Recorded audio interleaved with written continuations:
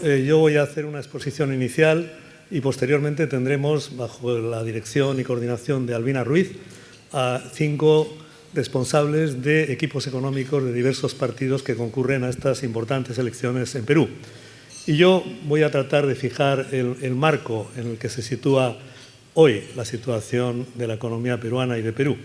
Hace más o menos un año, cuando nos encontrábamos aquí por estas fechas más o menos, había miedo a los aranceles de Trump y a que los aranceles de Trump pudieran provocar una recesión global. Hoy hay también miedo a una recesión global, en este caso miedo generado por el ataque de Israel y Estados Unidos a Irán y las consecuencias en el petróleo y en la economía que pueda tener ese ataque y que puedan derivar también en una recesión.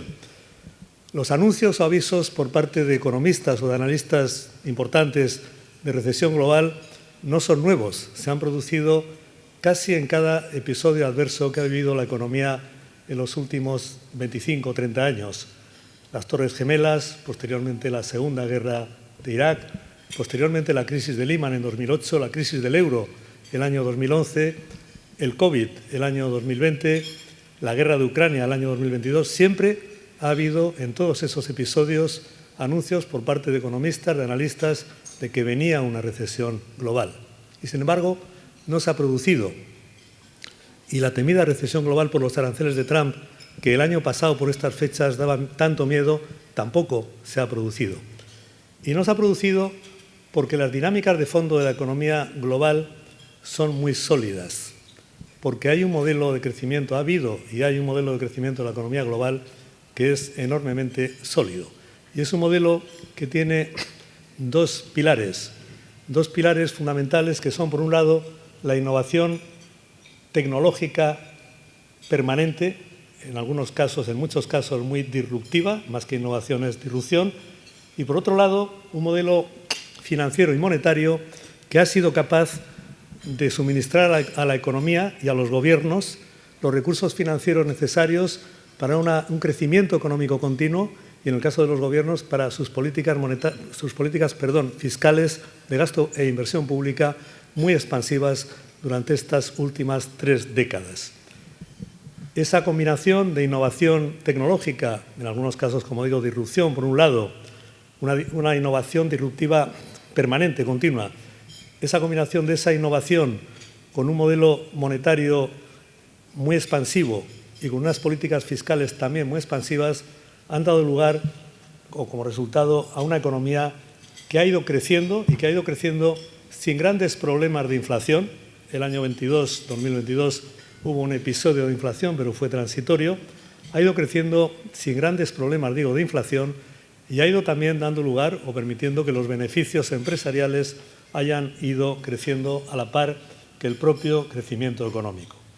Y así se han ido sorteando todas esas crisis, todos esos episodios adversos a los que antes me he referido, y no han dado lugar a ninguna recesión global. En todo caso, han dado lugar en algunos países a una cierta recesión muy transitoria, muy técnica. Bueno, estas dos características, innovación y liquidez o expansión monetaria y financiera, han ido acompañadas de un proceso largo de distribución de riesgos a partir del año 2008, quiebra de Lehman, en que de alguna manera los riesgos están pasando de estar concentrados en los grandes balances bancarios a estar muy distribuidos en los mercados de activos. Y eso lo que genera o a lo que da pie es a que cuando hay algún problema, ese problema no se convierte en sistémico, como ocurrió con la crisis de Lehman y de la gran banca americana, sino que es un problema que de alguna manera genera algún fuego aislado, pero no un incendio global del sistema. Y a la vez ese modelo económico ha convivido con un modelo geopolítico de lo que se ha llamado el multilateralismo, el sistema multilateral, un sistema en el que había, por un lado, convivencia pacífica entre la potencia dominante Estados Unidos y la potencia emergente China, por otro lado, una cooperación entre las naciones basada en organismos multilaterales, la ONU, la Organización Mundial de la Salud, la Organización Mundial del Comercio, y, por otro lado, un modelo de comercio internacional muy abierto.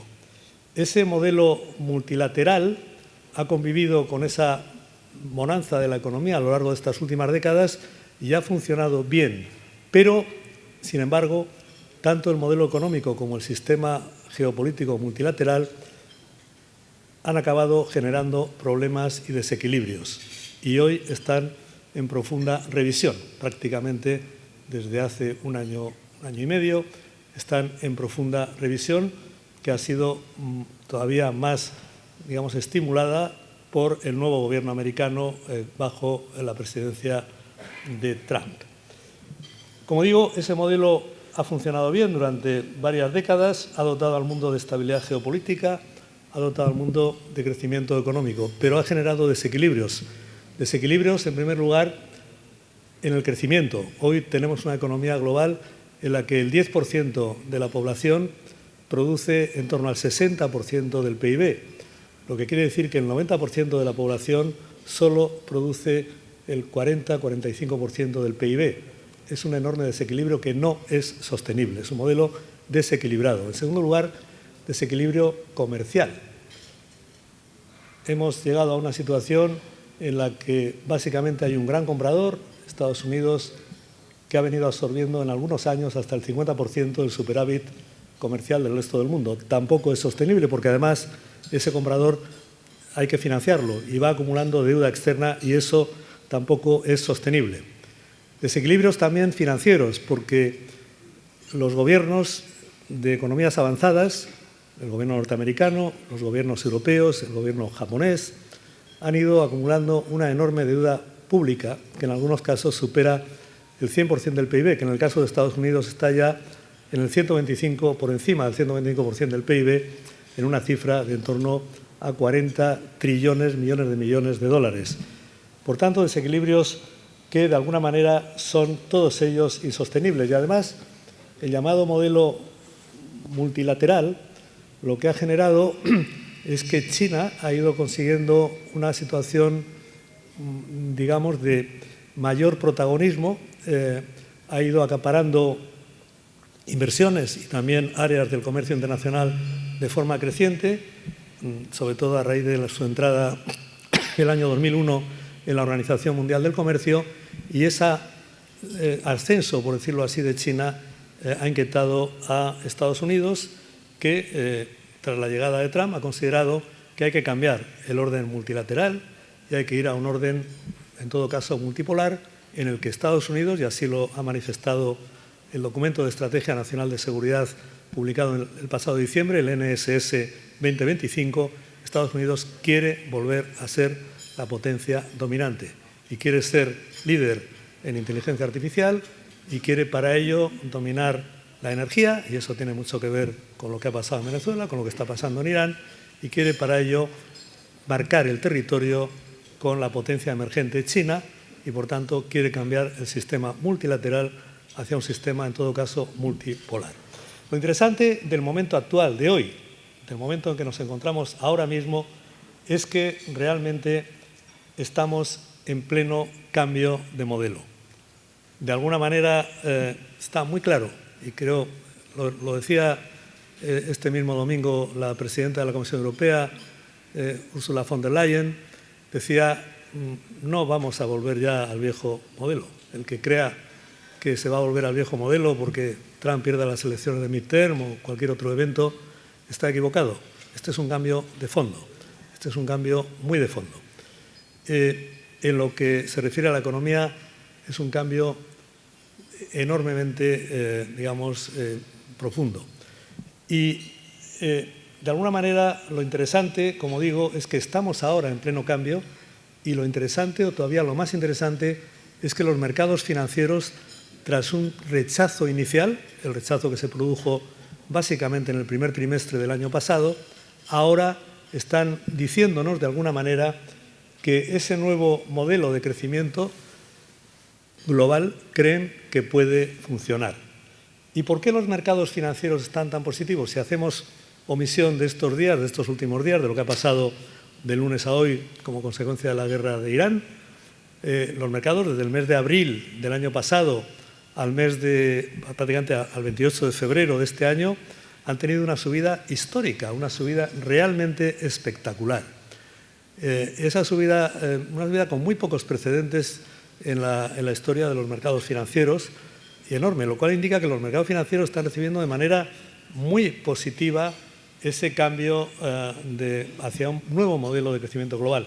¿Y por qué? ¿Por qué están tan positivos? Bueno, pues básicamente la lectura que hacemos en Renta 4 es que los mercados financieros están positivos porque están viendo que los dos pilares que han venido sosteniendo la economía, la liquidez por un lado y la innovación por otro lado, siguen ahí. Pero no es que sigan ahí, es que siguen ahí a una escala muy superior. La economía global tiene liquidez y la economía global está inmersa en una innovación enorme. ¿Por qué digo que a una escala superior? Vamos a empezar por la liquidez. Lo que ha ocurrido este último año, y es una de esas transformaciones que en Renta 4 llamamos transformaciones silenciosas, pero muy importantes, lo que ha ocurrido este último año es que a la expansión monetaria de los bancos centrales, hay que recordar que la FED, por ejemplo, ya paró el llamado quantitative tightening, la reducción de balance el 1 de diciembre del año pasado, es decir, la FED vuelve a estar expansiva en balance. A la expansión monetaria de los bancos centrales se ha unido algo muy importante, el dinero digital privado. Esto es una innovación monetaria fundamental. Bueno, yo creo que podemos bueno, vamos a intentar. No funciona. Sí, pero no. Sí.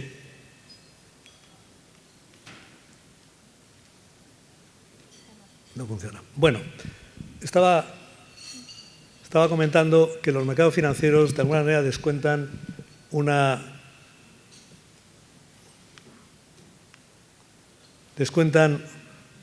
hiperliquidez por un lado y hiperinnovación por otro lado. Hiperliquidez, ¿por qué? Porque a la expansión monetaria tradicional se une el dinero digital privado.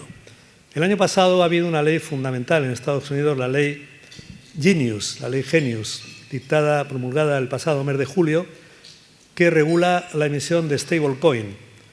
Esta ley dice tres cosas muy importantes. En primer lugar, dice que la Reserva Federal, el gobierno americano, renuncia a emitir dólares digitales. No van a emitir la FED dólares digitales. Lo segundo que dice es que cualquier emisor privado puede emitir stablecoins. Stablecoin es una moneda digital en tecnología blockchain que tiene la característica de que el que la emite garantiza al que se la compra que si le ha vendido un stablecoin por $1, ese stablecoin va a poder ser convertido otra vez en $1 cuando quiera el comprador. Es decir, lo interesante es que el gobierno americano, con la ley Genius, lo que ha dicho es cualquiera puede emitir stablecoins, no hace falta ni siquiera ser banco, cualquiera. Y la tercera cosa que dice es el que emita un stablecoin y reciba $1, ese $1 lo va a tener que invertir en bonos del Tesoro americano o en un depósito en dólares en un banco americano. ¿Qué está pasando con esta ley? Lo que está pasando es, primero, que se crea un canal paralelo de liquidez. No de dólares oficiales, no los emite la FED, pero sí de dólares privados, digitales, que funcionan además en tecnología blockchain 24/7. Segundo, que el Tesoro americano se está garantizando un flujo de financiación a través de los stablecoins, de quien compre stablecoins. Hoy, ya en este momento, los dos principales emisores de stablecoins, Tether y Circle, tienen 350.000 millones de dólares de deuda pública norteamericana. Fíjense que China en este momento tiene unos 650.000, es decir, ya en este momento y cuando acaba de empezar la ley, tenemos a los dos emisores principales de stablecoin financiando en 350.000 millones. Se estima, Scott Bessent, el secretario del Tesoro norteamericano, estimó que los stablecoins podían generar en torno a 3 trillones de dólares de aquí al 2030 para el Tesoro americano de financiación. Pero hay institutos privados como Citigroup que estima que van a ser más bien 10 trillones de dólares, es decir, una cuarta parte del tesoro, de la deuda del Tesoro norteamericano. En definitiva, el stablecoin lo que está generando es un nuevo canal de liquidez de dólares privados digitales muy potente, enormemente potente y potencialmente todavía más potente. Imagínense que mañana Amazon dijera, les recuerdo que no tienes que ser banco para emitir stablecoin, Amazon dijera, voy a emitir una moneda stablecoin para todos los que compren en Amazon. Amazon es mucho, eso sería una enorme emisión. O Walmart, o Facebook, si vuelve a revivir su moneda Libra, que era un stablecoin. Quiero decir que aquí hay un canal muy potente de liquidez paralela a la liquidez oficial y que en este momento, pues, digamos, se ha aprovechado de ese canal básicamente Estados Unidos, a través de esta ley Genius. Vamos a dejarlo ahí. Tenemos la liquidez oficial, tenemos stablecoin y luego tenemos todo lo que es el mundo, ya no de los stablecoins, sino del dinero digital que no tiene respaldo en dólar o en euro o en yen o en yuan, que es Bitcoin, etcétera. Es otro canal de emisión de dinero, un canal de emisión de dinero que es verdad que hoy en día es utilizado básicamente, o al menos en una mayor parte, por el mundo criminal, por el mundo del terrorismo, del narcotráfico, de los estados fallidos, pero que ahí está y que está generando liquidez. En definitiva, por eso hablamos en Renta 4 de un escenario de hiperliquidez. Lo segundo que están descontando los mercados es, a nuestro modo de ver, un escenario de hiperinnovación. Y eso hoy en día tiene un nombre muy claro y es inteligencia artificial, la IA. Se ha hablado mucho de la IA y se seguirá hablando. Y hay opiniones muy diversas. Hay opiniones de que la IA es algo que va a destrozar a la especie humana, que la IA va a coger un poder autónomo, que la IA de alguna manera, bueno, pues realmente va a ser algo muy negativo. Hay opiniones de este tipo, pero lo que sí sabemos, y yo creo que muchos de los que estamos aquí, quizá todos, ya hemos empezado a utilizar la IA a nivel particular y sabemos que es realmente algo muy potente, algo que hace en segundos, te da un análisis, una inteligencia de la materia que sea muy potente y eso realmente es un cambio fundamental. Internet fue información para todos y fue muy importante y nos ha cambiado mucho la vida, sobre todo cuando apareció el smartphone, el teléfono inteligente. Internet lo que ha generado es, pues, información para todos y eso ha dado lugar al comercio electrónico y ha dado lugar a los Uber o a muchas otras cosas de la movilidad, etcétera, que han mejorado, ¿no? Pues la inteligencia artificial supone análisis / inteligencia para todos, ¿no? Y entonces eso es muy potente, tiene un impacto muy transversal, puede ser negativo si se utiliza mal o si la inteligencia artificial llega a adquirir un poder autónomo al hombre, a la especie humana, a las personas, pero es muy potente y realmente está en condiciones de generar una enorme revolución transversal. Y de alguna manera, lo mismo que pasó con Internet, lo mismo que pasó con el smartphone, lo mismo que ha pasado con todas las revoluciones que ha habido en la historia a nivel tecnológico, si eres un país o eres una empresa o eres una persona, tienes dos opciones, es quedarte fuera de esa revolución o engancharte a la misma. Y lo recomendable suele ser, la historia nos demuestra que suele ser engancharte a la misma. Y eso es lo que es recomendable. De alguna manera, lo que quiero decir con esto es que los mercados financieros, a nuestro juicio, lo que están descontando es que de nuevo vemos una combinación de liquidez, pero además hiperliquidez con el dinero digital privado y de innovación, pero además hiperinnovación con la inteligencia artificial. Es verdad que, insisto, hay muchas opiniones sobre el impacto en la inteligencia artificial. Una de ellas, muy interesante, es la que dio el informe llamado Citrini hace una semana y media, y con esto ya voy conectando un poco también con Perú. Lo que decía el informe Citrini, que se hizo muy viral y que provocó una gran caída de la bolsa, es, bueno, la inteligencia artificial va a dejar sin trabajo a muchas personas, pero además personas de cuello blanco, es decir, personas que trabajan en el mundo de los servicios de alto valor, consultores, abogados, financieros, personas que cobran sueldos importantes. Por tanto, la inteligencia artificial va a suponer, decía este informe, una caída importante del empleo y de la economía, porque ya un gran número de gente que percibe salarios altos ya no los va a percibir. Pero es que además el informe Citrini decía otra cosa muy interesante y es las máquinas, los algoritmos, los robots, producen PIB, pero no consumen. Las personas producimos y consumimos, y hay un flujo circular, pero las máquinas producen y no consumen, y se crea un PIB fantasma, se puede crear una gran deflación, una gran contracción. Bueno, digo que esto conecta con los emergentes porque vamos a pasar un poco ya. Hemos dicho antes que hay una serie de desequilibrios en el sistema que tienen que corregirse. Hemos hablado de la desigualdad en el crecimiento, hemos hablado de la desigualdad en el comercio internacional, hemos hablado también de la deuda financiera de los gobiernos, en economías avanzadas sobre todo. Bueno, no hay otra forma de corregir estas cosas, no lo ha habido nunca en la historia de la economía más que el crecimiento. ¿Y por dónde puede venir el crecimiento? Bueno, pues ahí conecto un poco con Perú. El nuevo modelo de crecimiento necesariamente tiene que ser un modelo de crecimiento global y muy basado en las economías emergentes. Dicho de otra manera, ese 90% de la población que hoy produce el 40% del PIB, que hoy tiene rentas per cápita de 5.000, 6.000, 7.000 dólares, tiene que pasar a tener rentas per cápita de 10.000, 20.000, 30.000 dólares.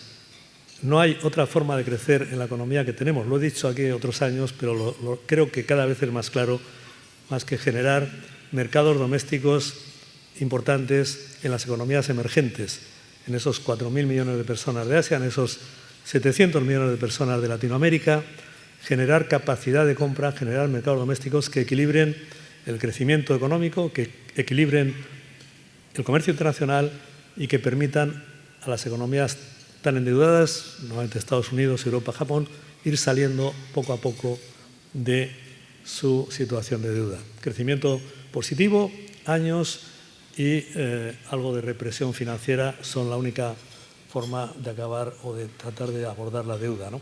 Bueno, y en ese sentido, nuestra opinión es que ese crecimiento de emergentes, esa idea de que al final, lo mismo que el crecimiento de la economía en el siglo XX se basó en las clases medias norteamericana, europea, japonesa, el crecimiento de la economía del siglo XXI tendrá que basarse en el crecimiento de las clases medias emergentes. Eso, de alguna manera, pensamos que la inteligencia artificial y el nuevo dinero digital privado, la enorme cantidad de liquidez, favorecen a los emergentes. Igual que les ha favorecido Internet, igual que hoy ya la información circula de una manera global, creemos que la inteligencia artificial, bien utilizada, y este reto va a suponer una enorme palanca para el crecimiento de los emergentes. Y por eso es tan importante que las economías emergentes se enganchen a la inteligencia artificial. De alguna manera, hoy la gran revolución es la inteligencia artificial. Ahí está la batalla, ahí está también la gran batalla entre Estados Unidos y China.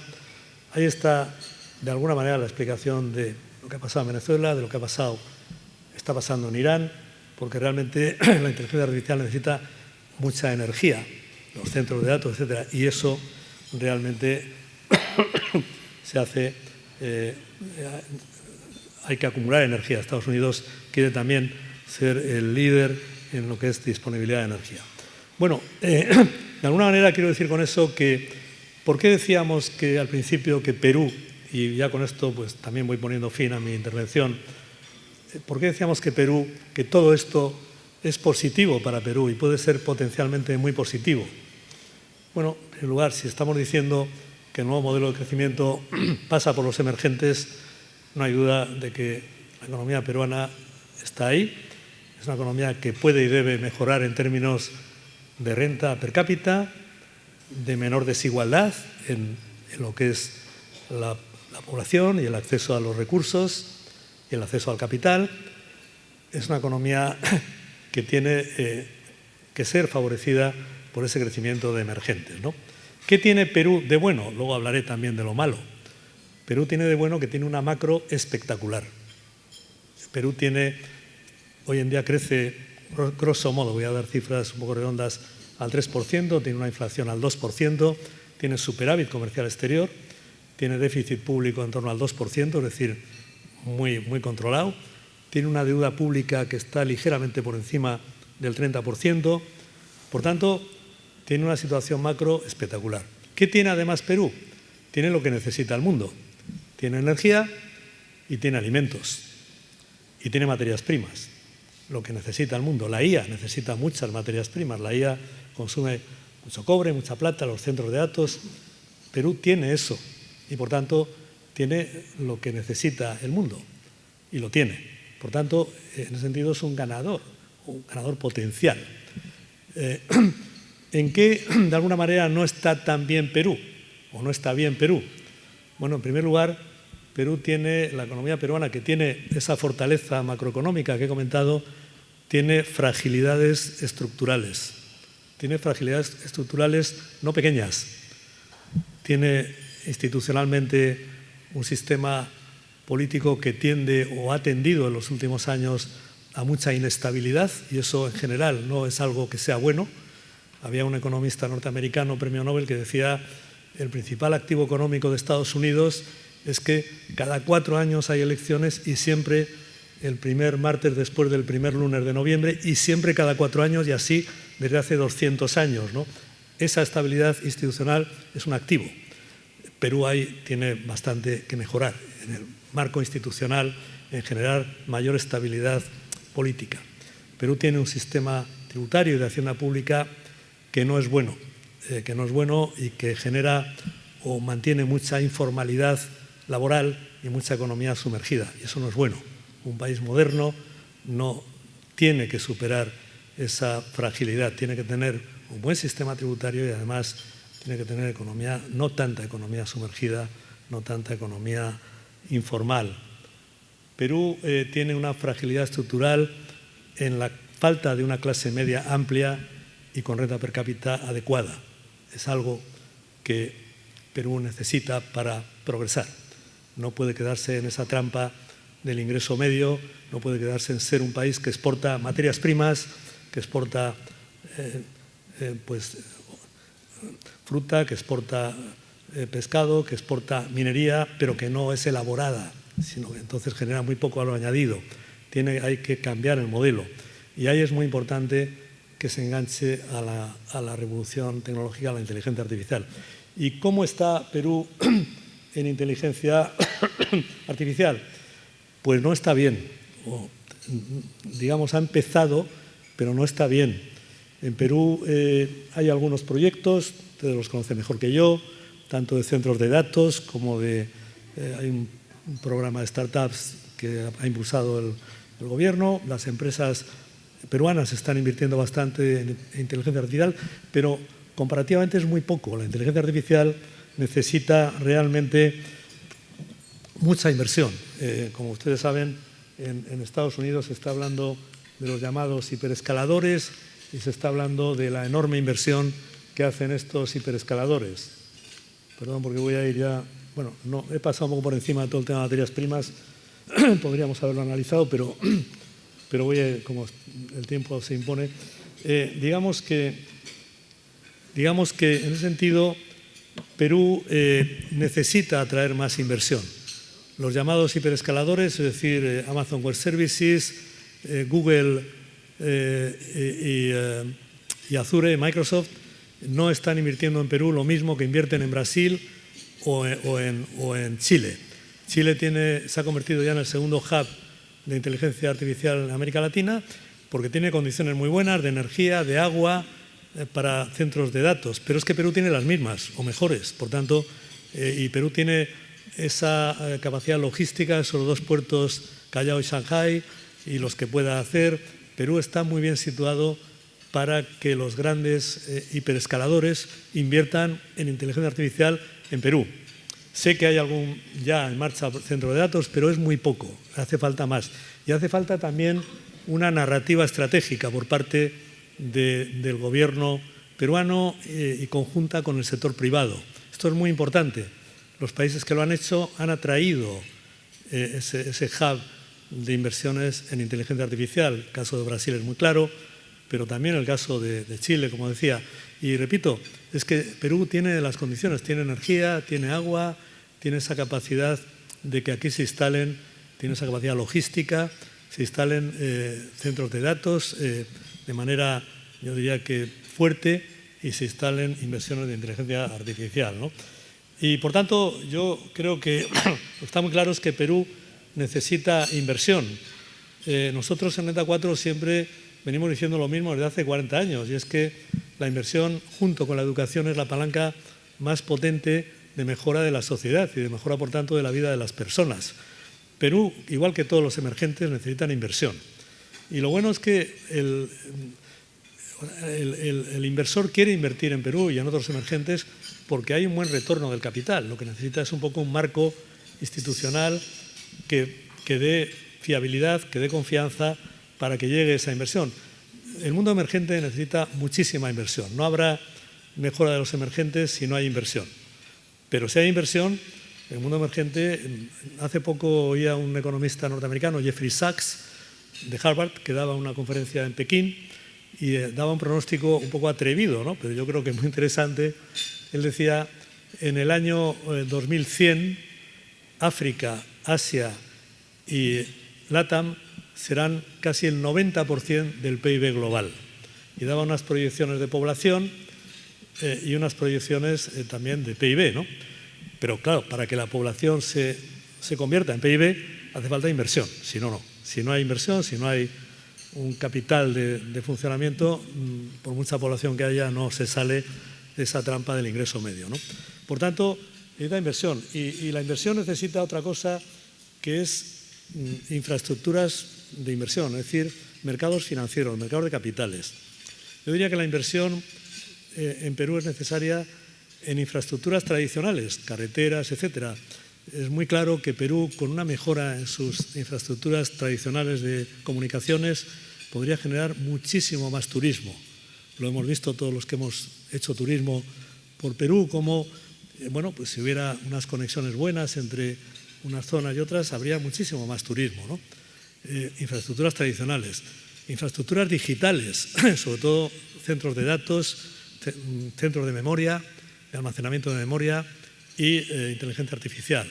Y luego infraestructuras financieras, es decir, mercados financieros desarrollados. Y ahí incluyo no solamente las bolsas, incluyo también los nuevos mercados de capital privado, de private equity, que cada vez son más importantes en todas sus variantes, ¿no? El crédito directo, el equity, el capital directamente.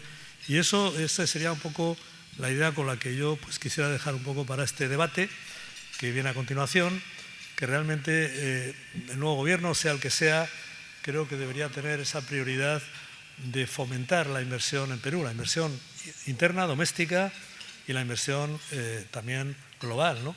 Y hay ganas. Yo creo que Perú es una economía que atrae mucho al capital porque hay un retorno de capital potencial muy bueno. Entonces atrae al capital, qué duda cabe, ¿no? Bueno, y ahí dejo un poco mi exposición inicial y doy paso a Albina Ruiz, que bueno, pues hará el coloquio con los 5 responsables de equipos económicos de 5 partidos que concurren a las elecciones.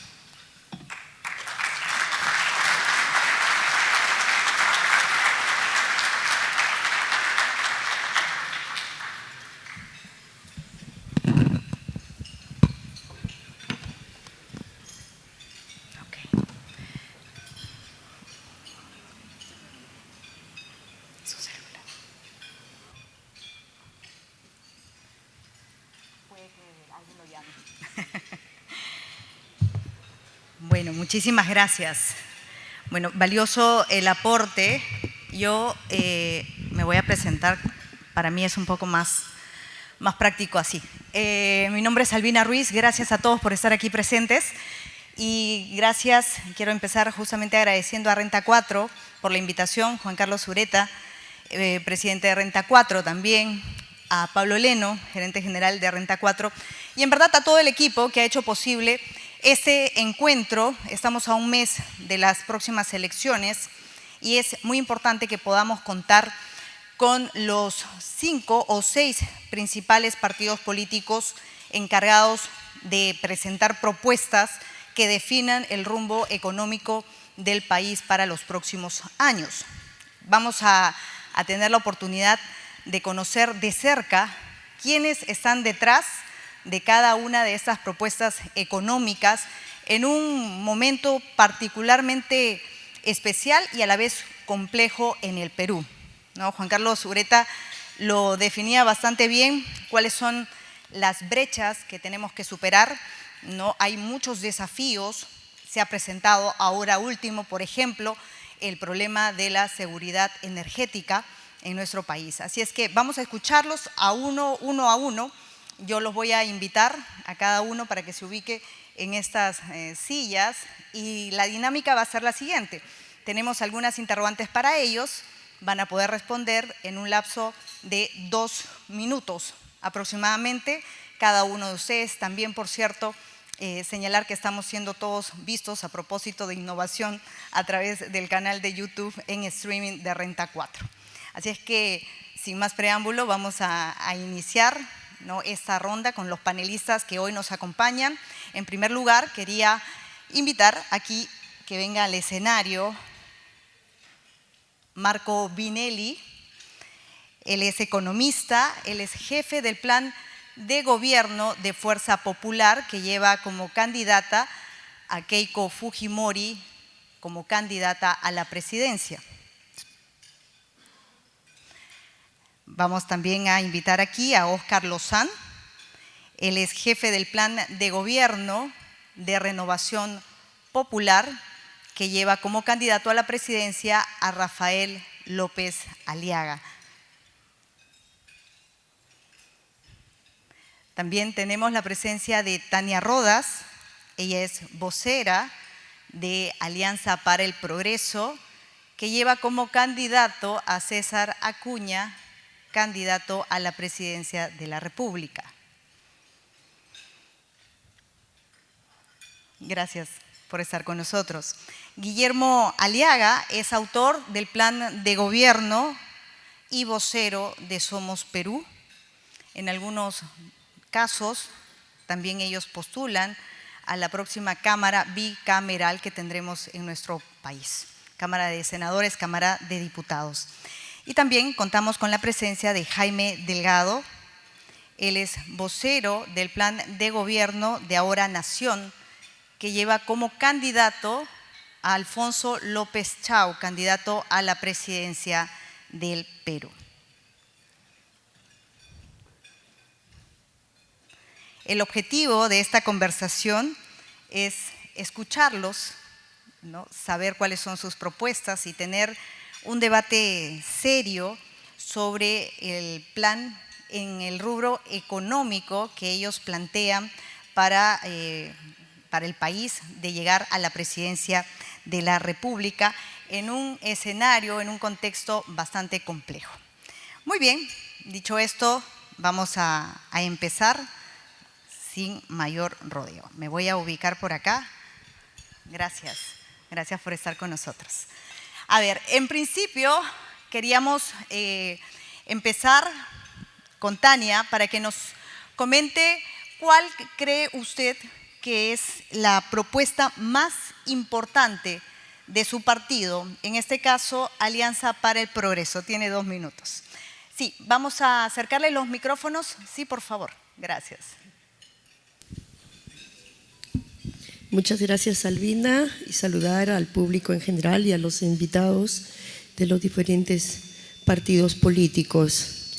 Quiero recalcar que la respuesta es una respuesta de nuestro plan y para mí es el fortalecimiento integral del desarrollo energético, porque el fortalecimiento del sector energético debe comenzar por el Ministerio de Energía y Minas, que debe concentrar y agilizar la tramitología bajo sistemas de ventanilla única digital, donde todas las autorizaciones y opiniones técnicas tengan plazos vinculantes y reglas claras de trazabilidad.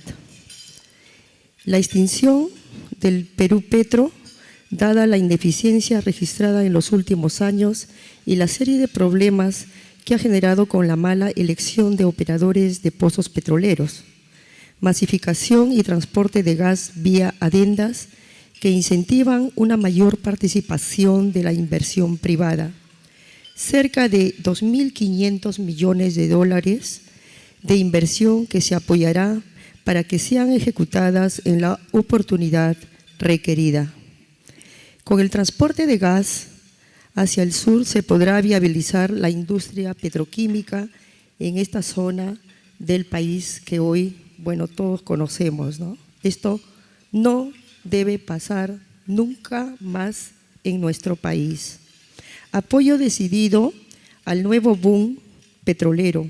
Los estudios sísmicos realizados por las empresas de Anadarko en alianza estratégica con Chevron han revelado indicios prometedores de petróleo y gas natural en el lote Z62, ubicado en el Zócalo continental frente a las costas de las provincias de Ascope, Trujillo, La Libertad.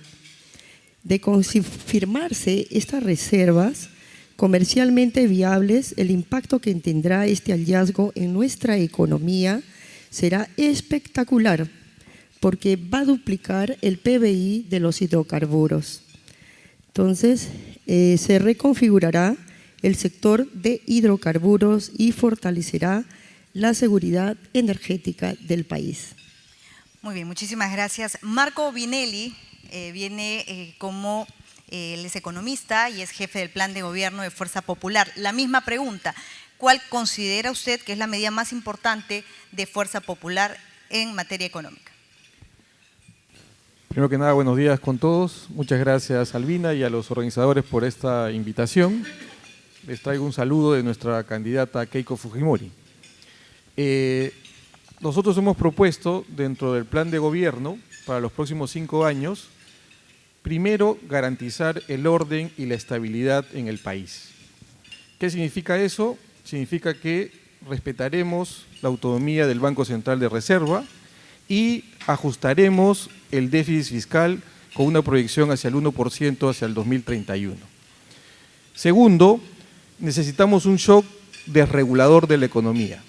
Hoy día todos los ministerios y las entidades públicas estrangulan a los inversionistas y a todos los emprendedores en el país. Nosotros somos fiel creyentes, y está en nuestro ADN, que la única manera de hacer crecer al país es a través de la inversión privada. Y esa inversión privada tiene que tener los caminos necesarios y las facilidades para que se puedan ejecutar en el Perú.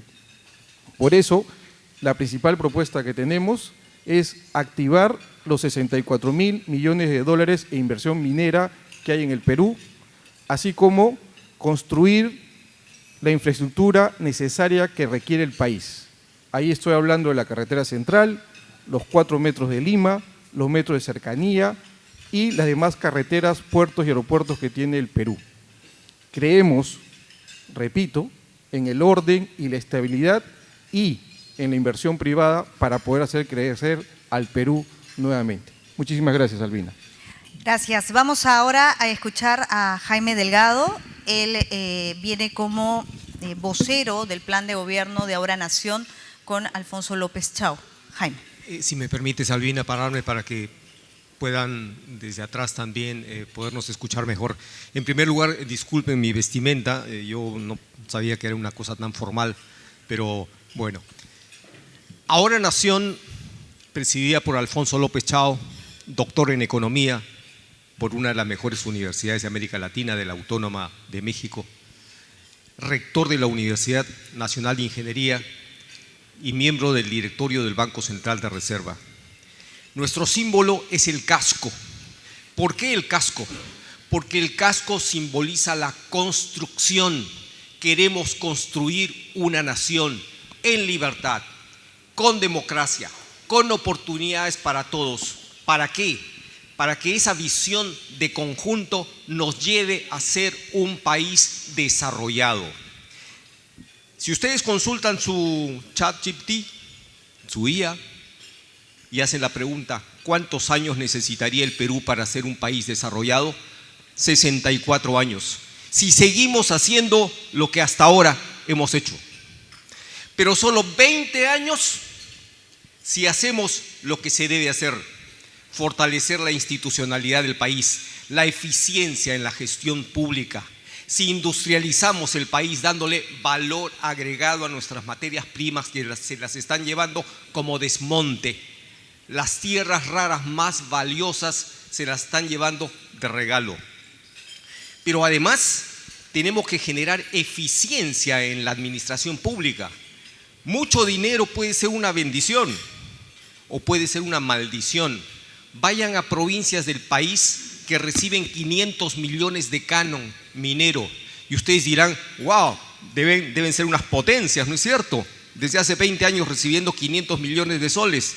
Vayan a ver el desastre, obras abandonadas por todo lado y distribuyendo el dinero en el populismo más barato para que la gente recoja las piedritas del camino. O sea, así como podemos desarrollar. No merecemos ser un país subdesarrollado con una civilización de más de 5.000 años. Tenemos una trayectoria en desarrollo de nuestro imperio que lamentablemente en algún momento se perdió. Y tenemos todas las oportunidades para ser un país desarrollado, las materias primas, una geografía impresionante. Pero ¿qué es lo que nos falta? Nos falta gestión y nos falta construir una visión conjunta de futuro. Por eso, cuando seamos gobierno, vamos a pedir que todas las fuerzas democráticas del país nos pongamos de acuerdo para un solo objetivo: ser un país desarrollado en los próximos 20 años. Solo no lo podemos hacer.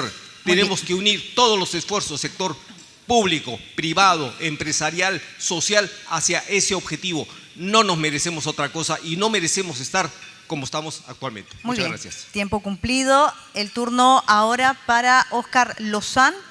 Él es jefe del Plan de Gobierno de Renovación Popular, que lleva como candidato a Rafael López Aliaga. Su turno, don Óscar. Como hemos escuchado a Juan Carlos, hoy el mundo es otro.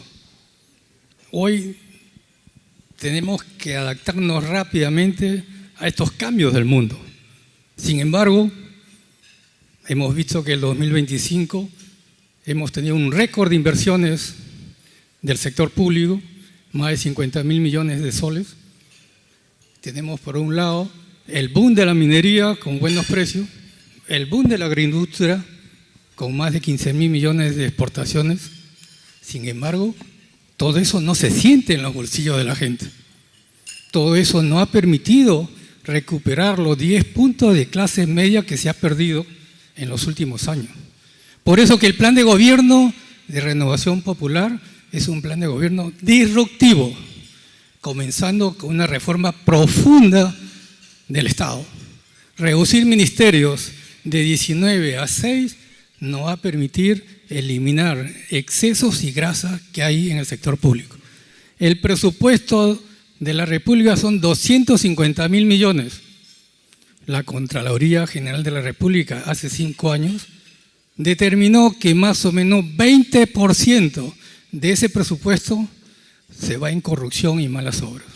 El Ministerio de Economía determinó hace 3 o 4 años que 15% del gasto corriente está en exceso por duplicidades. Por eso que hacer esta reforma nos va a permitir que del presupuesto general de la República recortemos 20%, 50.000 millones que deben ir directamente a inversión. ¿Qué significa 50.000 millones? Significa que el récord de inversión del sector público del 2025 de 60.000 millones, podemos crecer con facilidad 50%. Para educación, para salud, para seguridad ciudadana. Porque hay que comenzar por el inicio, de dónde sacamos la plata para hacer un shock de inversiones, para hacer un shock desregulatorio, reduciendo la grasa del sector público. Y lo proponemos porque ya lo hemos hecho en la Municipalidad de Lima. En el 2018, en el último año de gestión del alcalde Castañeda, éramos 6.000 personas. Cuando hemos regresado en el 2023, habían 12.000 personas, el doble. ¿Qué es lo que hicimos? Reducir el gasto corriente, porque de ahí hay que dar el primer choque en las inversiones. Con eso se genera confianza, y confianza en el sector privado, de tal manera de que sea el sector privado el gran determinante del crecimiento del país. Gracias.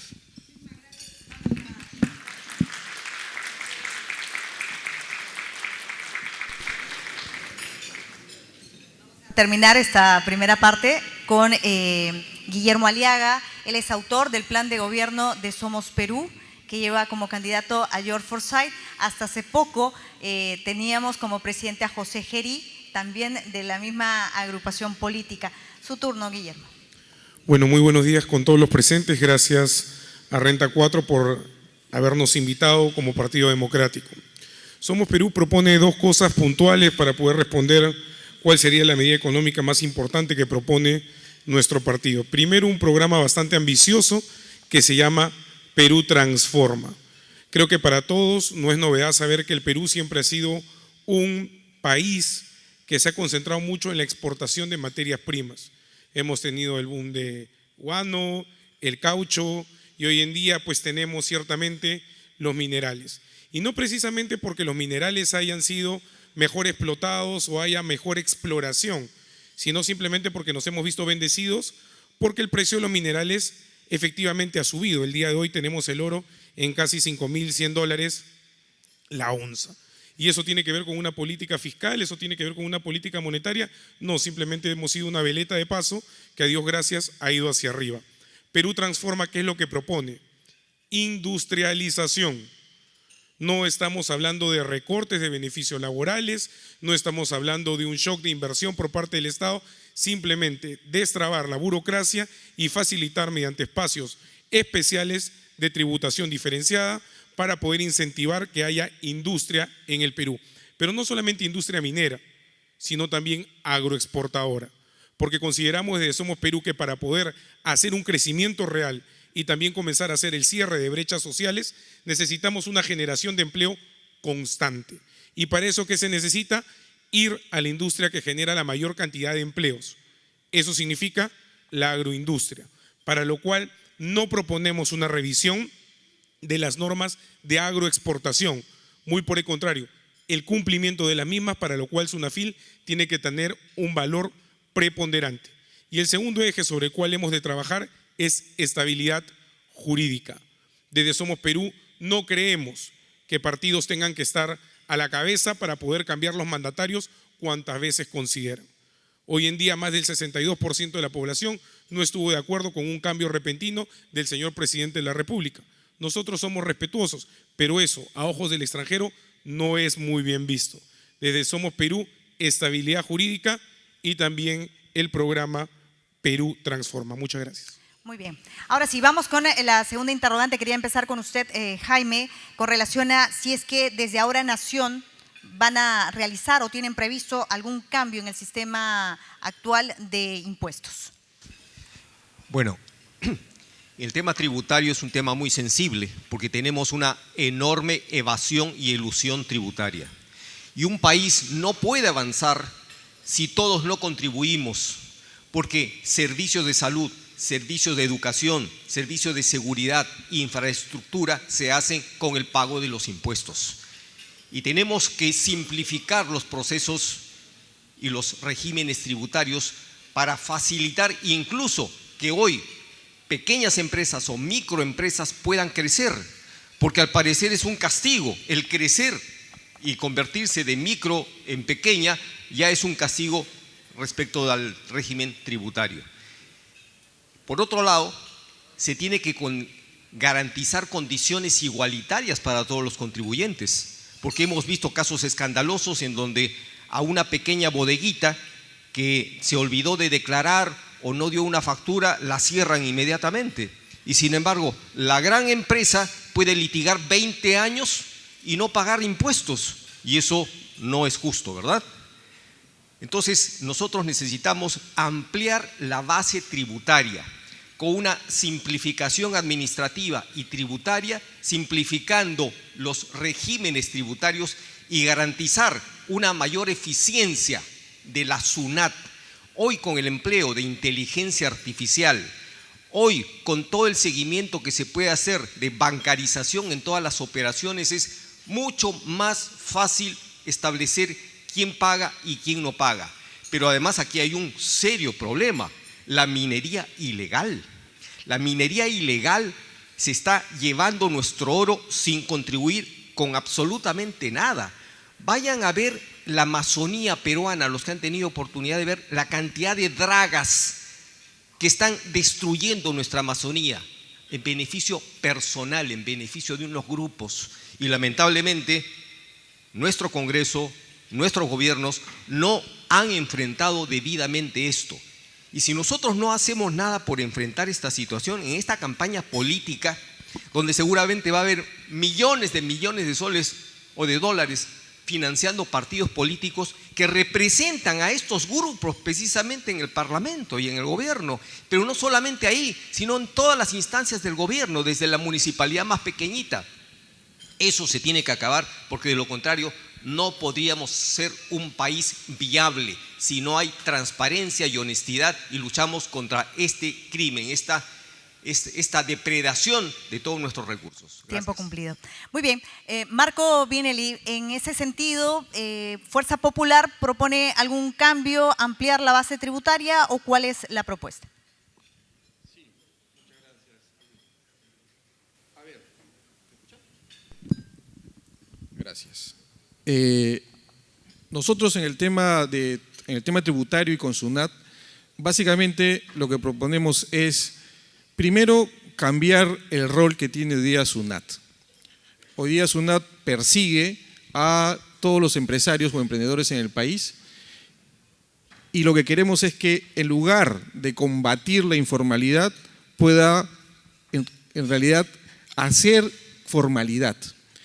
Y sí, efectivamente, creo que necesitamos un cambio en el tema impositivo en el Perú. Vamos a mantener el RUS para los microempresarios, vamos a eliminar lo que es el RER y el régimen MIPE y vamos a mantener el régimen general. Básicamente buscamos que en el régimen RER y MIPE las empresas puedan tributar en función de sus utilidades y no de las ventas como están hoy día tributando, porque queremos que tengan la oportunidad de seguir reinvirtiendo y creciendo. Y en el tema de renta de personas naturales, vamos a incorporar elementos de deducción para las familias. No es lo mismo que una persona, una familia que tenga 4 o 3 hijos pague el mismo impuesto que una familia que no tenga hijos, por ejemplo. Entonces vamos a incorporar deducciones de educación, educaciones de salud, para que puedan ellos tributar de manera diferenciada. Entonces, sí vamos a cambiar el régimen tributario de manera específica en algunos puntos, buscando ampliar la base tributaria y que la gente pueda pagar sus tributos de manera más justa. Muchas gracias. Muy bien. Guillermo Aliaga, ¿cuál es la propuesta de Somos Perú en ese sentido? Bueno, muchas gracias por la pregunta. La pregunta es, ¿van a realizar algún cambio en el sistema actual de impuestos? Categóricamente la respuesta no. No pensamos incrementar impuestos. Consideramos que el problema del Perú no es el tema tributario respecto de la tasa de los impuestos o los gravámenes que se hacen. El problema pasa por la ampliación de la base tributaria. Somos Perú es un partido descentralista por naturaleza. Nosotros conocemos la realidad no únicamente de Lima, conocemos la realidad, dado que hemos ganado más de 200 alcaldías democráticamente y más de 7 gobiernos regionales y sabemos que las grandes empresas sí tributan. Lamentablemente, SUNAT sigue tratando de sacar el mismo jugo o más cantidad de jugo a la misma naranja. Y ese sí es un problema. La evasión y la elusión tributaria está cerca del 8% del PBI a nivel anual. ¿Y eso por qué pasa? Porque se contratan muchas veces algunos estudios de abogados, sobre todo en la pequeña escala, para poder tratar de dilatar los procesos. Y a esto se le suma muchas veces un tribunal fiscal que, como todo el Estado, es perezoso, es lento. ¿Qué es lo que propone Somos Perú? Ampliar la base tributaria sobre la base de algunos proyectos que hemos de presentar en las siguientes preguntas, pero sobre todo también destrabar aquellos procedimientos de carácter administrativo que tiene SUNAT y sobre todo el Tribunal Fiscal. Finalmente, también consideramos importante utilizar megadata, big data, es decir, inteligencia artificial que fue mencionada anteriormente, para poder identificar mediante el cross information aquellas personas naturales o jurídicas que están siendo parte de esta evasión o elusión tributaria. Muchas gracias. Muy bien, su turno, Oscar Lozano, sobre la base también tributaria. ¿Hay cambios que propone Renovación Popular en esa línea? La respuesta es sí. Hoy necesitamos un shock de regulatorio que incida principalmente en las pymes. En las pymes se requiere incorporarlas y con un proceso progresivo de impuestos. No se puede comenzar con impuestos altos a todo un sector donde la mayor parte es informal. En segundo lugar, es importante que el impuesto a la renta incorporar la mayor cantidad, pero de manera progresiva, que los impuestos vayan en función a los niveles de renta. El tercer punto importante tiene que ver con la pobreza del Perú. Los niveles de pobreza que se traducen en anemia, que se traducen en colegios con mala infraestructura.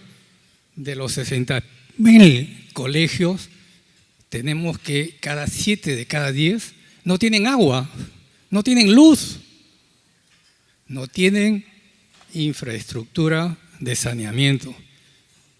Esto no se soluciona con 3.000 o 4.000 colegios nuevos. Son más o menos alrededor de 25 o 30.000 colegios que requieren urgencia, intervención. Para eso necesitamos poder tener niveles de ingresos con la reducción del gasto público, con esta incorporación del sector informal, para que podamos ir atendiendo de manera rápida, no en 5 años. Necesitamos darle infraestructura a casi el 50% de los colegios públicos que están en abandono y en riesgo de colapso. Hoy, esa es la preocupación principal, la educación, la salud y la seguridad ciudadana.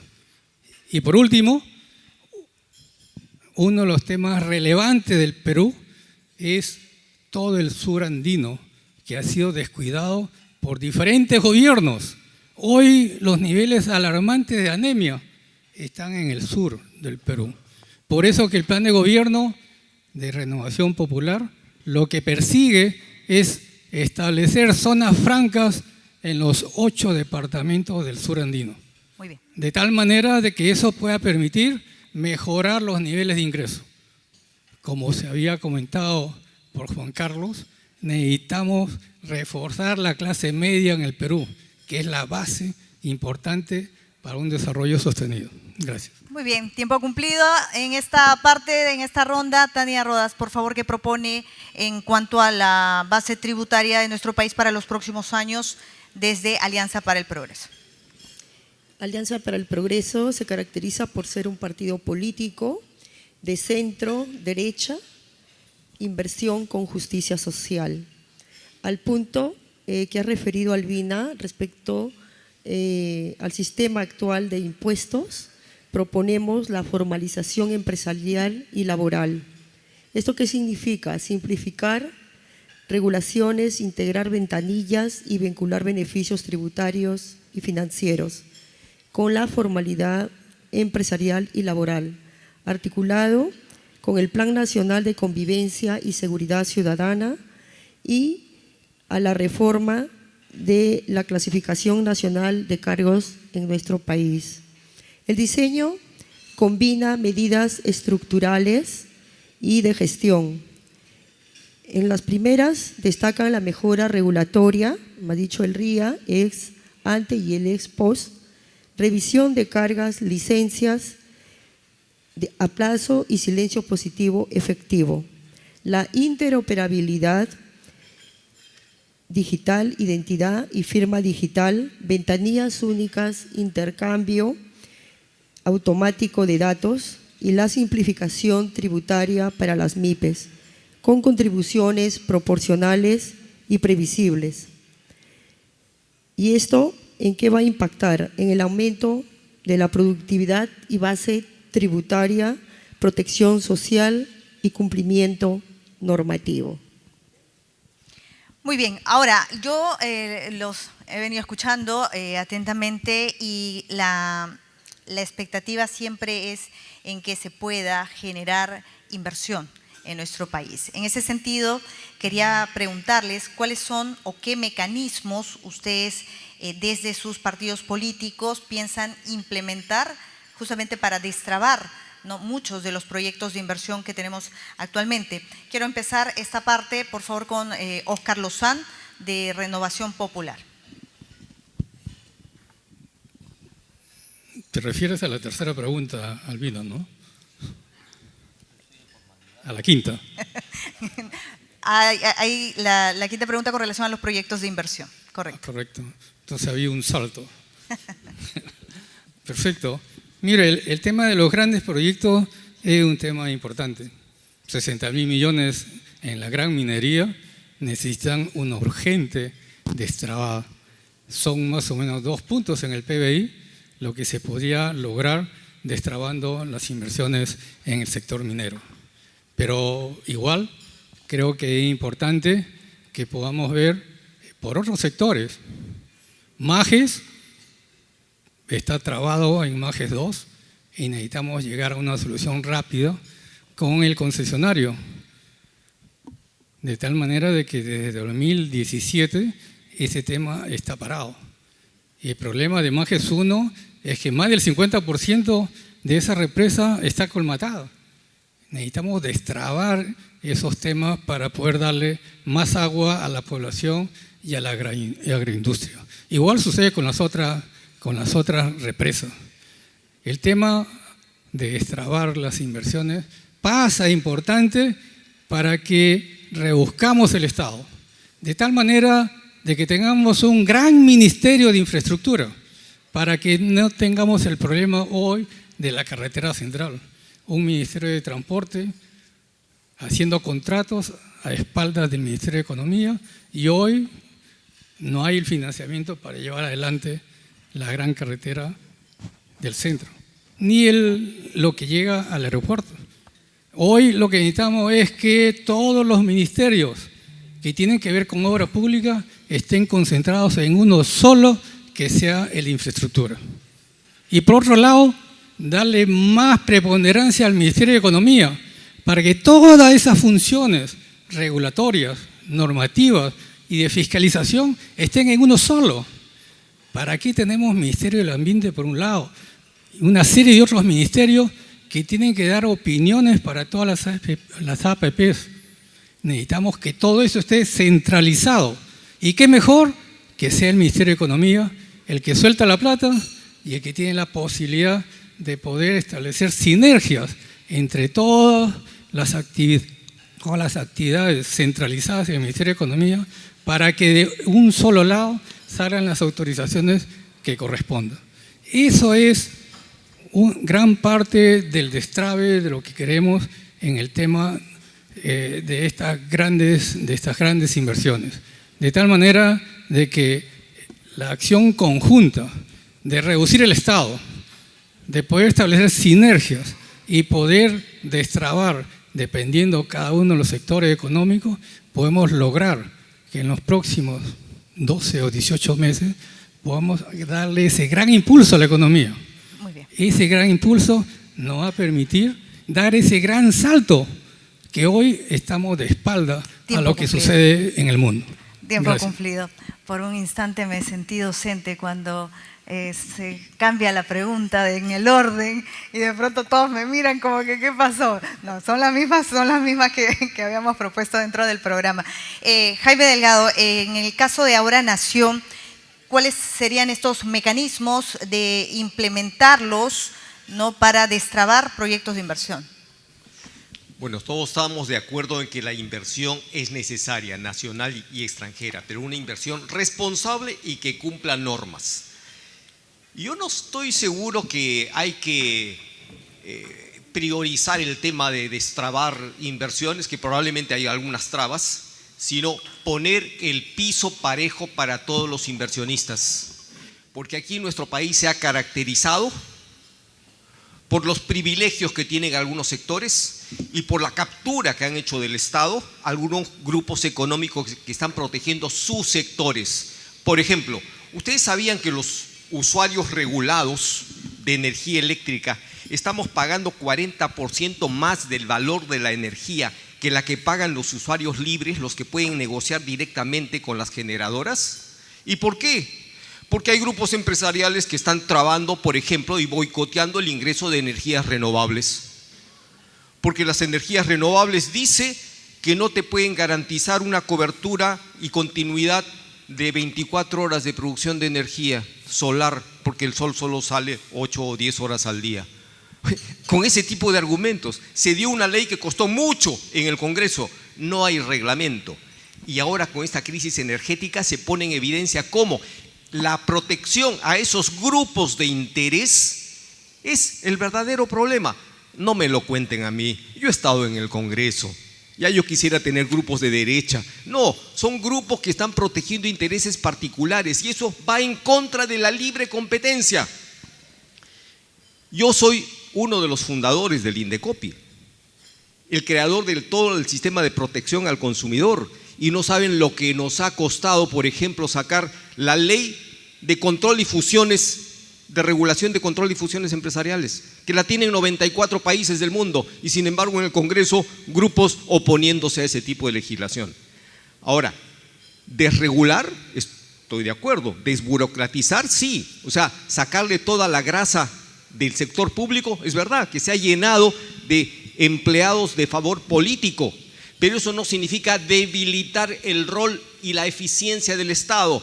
¿Por qué? Ustedes saben que yo soy un TikToker, ¿no?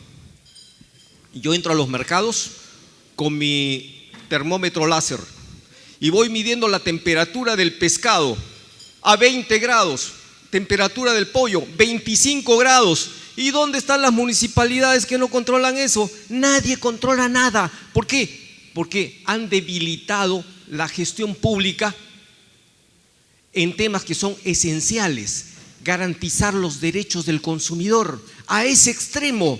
¿En España sucede eso? No, en España tienen un ministerio de consumo, preocupados efectivamente por el interés de los consumidores, que no se contrapone al interés del desarrollo empresarial. Entonces, sí, necesitamos un Estado eficiente que cumpla su rol y proteja a los consumidores, y eso es Ahora Nación. Muy bien, Fuerza Popular, Marco Vinelli, ¿a favor o en contra? Me toca preguntarle con relación a lo que acaba de señalar Jaime Delgado en cuanto al destrave de proyectos mineros, proyectos de inversión en nuestro país. Sí, Albina. Nosotros proponemos en primer lugar simplificación de los procesos para aprobar los proyectos. En nuestro recorrido encontramos que un proyecto en minería se apruebe y empieza la exploración después de 12 o 14 años. Así es muy difícil desarrollar un país. Conversamos con un señor que hace grifos y nos dijo que su autorización para empezar a operar salió después de 7 años. Hablamos con los microempresarios y nos dicen que las municipalidades no les dan los permisos para poder abrir sus negocios. Entonces, nosotros sí apostamos por desregular y sí apostamos por una simplificación administrativa para poder hacer realidad los proyectos de inversión que hay en el Perú. Segundo, cuando ya se dan los permisos, se deja al sector privado solo para que vaya a las zonas en donde se tienen que desarrollar los proyectos. Y ahí inician los conflictos. En realidad cada permiso o cada autorización para ejecutar un proyecto también tiene que estar el Estado ahí al costado, participando en el diálogo y en la ejecución del proyecto. Hoy día los funcionarios se quedan en Lima y dicen: ya cumplí, ya entregué la autorización de inicio de obra, pero no saben lo que está pasando en los diferentes lugares del país y los diferentes reclamos de la población. Por eso, la simplificación administrativa y el acompañamiento del Estado para que se pueda dialogar directamente en el terreno y que los proyectos puedan salir adelante. Y finalmente, necesitamos ordenar el país y darle predictibilidad a los inversores para que puedan ejecutar esas inversiones. Entonces, nuestra propuesta pasa por simplificar, acompañar y darle estabilidad a la inversión privada. Gracias. Muy bien, ¿qué es lo que proponen desde Alianza para el Progreso? Su turno, Tania. El diagnóstico situacional, todos lo conocemos, todos los partidos políticos, pero hay que preguntarnos qué hemos venido haciendo hasta el momento por ello. Al contrario, ¿no? Tenemos una clase política que en los últimos años hemos implementado 8 presidentes, y eso es una responsabilidad de la clase política. Frente a ello, nosotros como un partido del pueblo, un partido que apuesta, ¿no?, por la inversión con justicia social, proponemos un desarrollo y fortalecimiento institucional. ¿En qué marca esto? En la desregulación de procesos y procedimientos, shock desregulatorio, reingeniería normativa integral en 4 fases, que va desde 30 días a 120 días. ¿Y cómo lo vamos a hacer? Porque yo creo que aquí estamos justamente para dar las propuestas y para exponer todos los cambios que se ha dicho por parte del presidente que expuso inicialmente. Somos un país muy rico, somos un país que tiene todo y que nos hemos quedado atrapados en una época muy básica y rudimentaria. Somos simplemente exportadores, lo cual a los ojos del mundo significa que somos un país subdesarrollado y que hoy, gracias a la inversión privada de todos ustedes que están aquí presentes, estamos catalogados o llegando a la línea de un país emergente. Por ello, en los primeros 30 días proponemos una inducción a nivel público y privado, una ley que establece de cumplimiento obligatorio todas las acciones e intervenciones derivadas del proceso de reingeniería normativo. Luego, la interacción permanente a nivel público y privado para realizar revisión normativa de manera conjunta. Y posteriormente, con metas netamente claras, un apagón normativo. Vamos terminando. Y luego la fase de consolidación en la que se implementará gradualmente todo lo concluido con lo que respecta a una regulación y a derogaciones, fusiones y todo aquello que signifique alineamiento con los grandes objetivos de los procesos de reingeniería integral. Tiempo cumplido hasta aquí.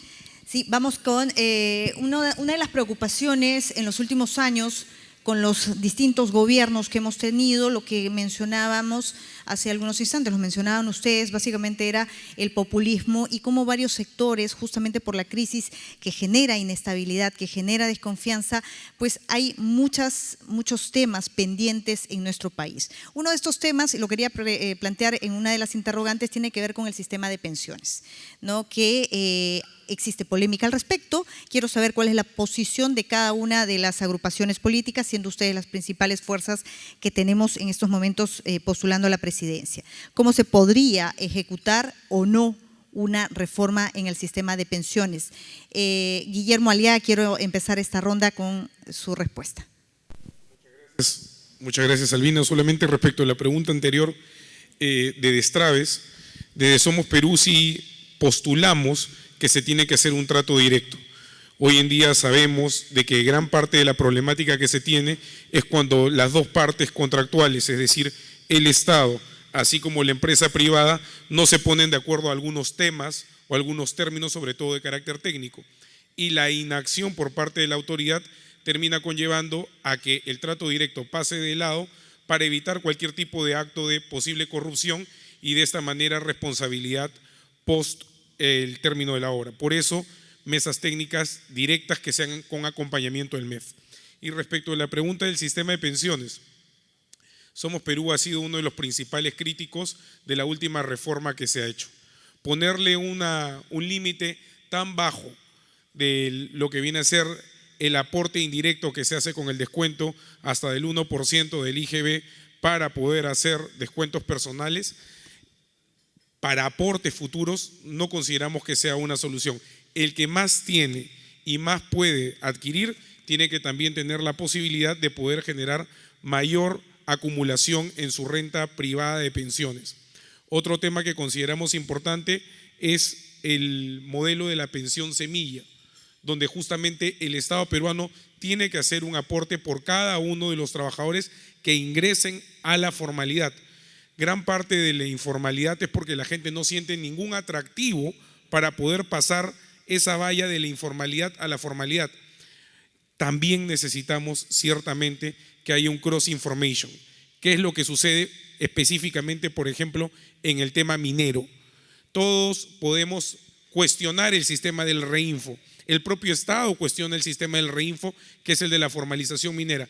Pero dentro del sistema del Reinfo, de los más de 31.000 mineros sujetos a proceso de formalización hoy en día, ¿cuántas personas creen ustedes que de esos 31.000 realmente tienen una planilla de no menos de 10 personas? Menos del 5%. Es decir, el Estado se boicotea al propio Estado, genera espacios o normativas para poder atraer a la formalización, pero a su vez no fiscaliza la propia formalización de nivel laboral. Eso genera un contrasentido en la propia normatividad. Es decir, desde Somos Perú vamos a hacer esta integración y revisión normativa. Muchas gracias. Muy bien, Marco Vinelli, Fuerza Popular, ¿qué propone en este sentido? ¿Reforma o no del sistema de pensiones? El año pasado ya se aprobó una reforma. Es una reforma que todavía no ha sido reglamentada al 100%.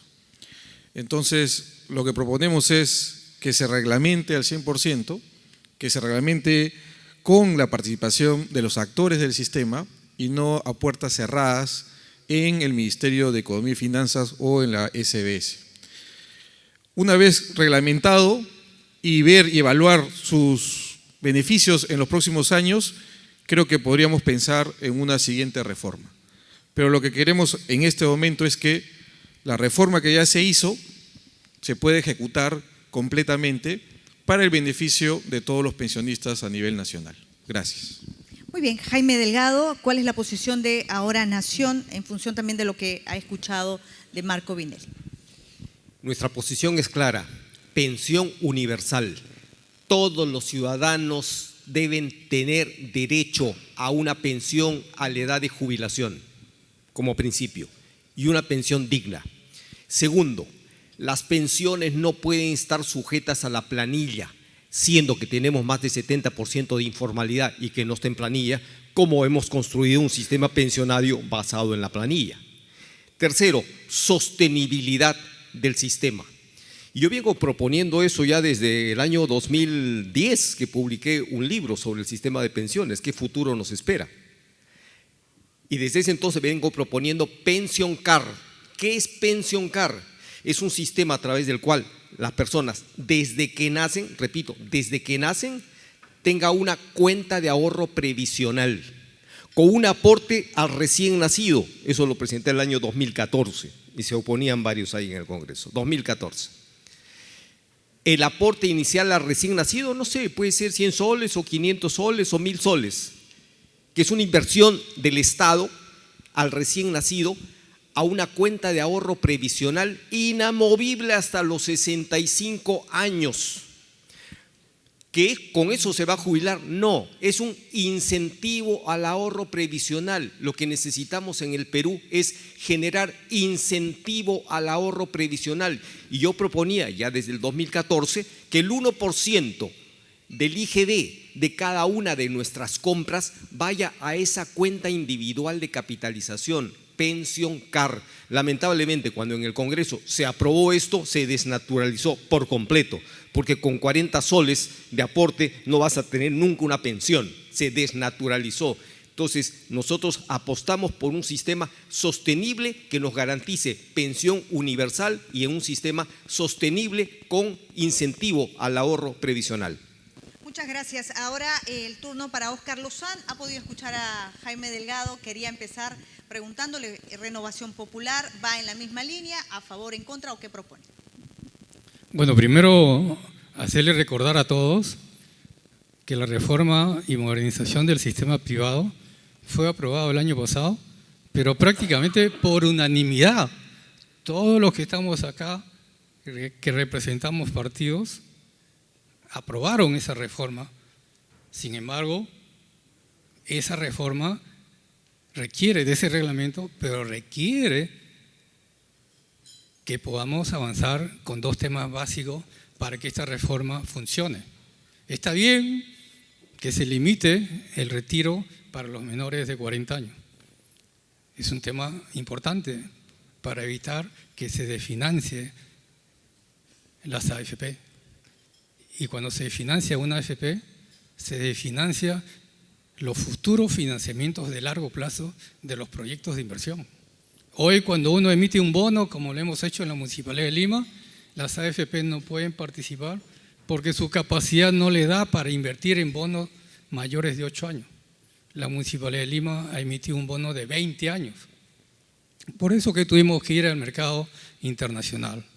Entonces, ese reglamento o esas instituciones que deben participar deben ser las que realmente tienen el conocimiento y el expertise. Es decir, que sea técnico. Es un tema técnico el que requiere para que esta reforma, esta modernización del sistema privado se pueda hacer primero atacando la informalidad, porque si la informalidad se mantiene, esa reforma va a fracasar. Y por otro lado, tiene que haber también otro sustento, otro condicionante, otro fundamento, es la reforma laboral. Esas dos piezas son importantes para que el sistema privado pueda ir funcionando.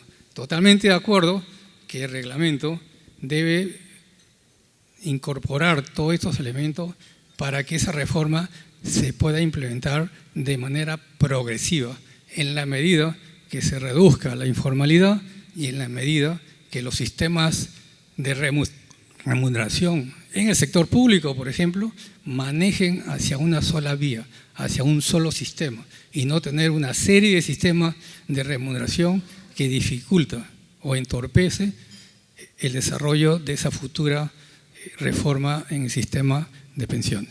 Muy bien, tiempo cumplido, como dicen los parlamentarios, por alusión, señora Rodas, porque Alianza para el Progreso es parte de las bancadas que justamente han tenido que ver con la aprobación de la reforma de pensiones.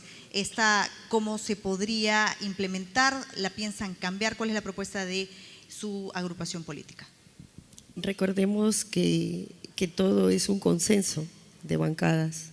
Nosotros, a la fecha, desde Alianza para el Progreso, proponemos en este plan de gobierno la reformulación del sistema de pensiones, porque ya no queremos adultos mayores o jubilados que tienen ya enfermedades comórbidas y que el gasto se duplica o triplica al envejecer. Por ello, las empresas administradoras de fondos reemplazarán a las AFP y fomentarán competencia en el mercado.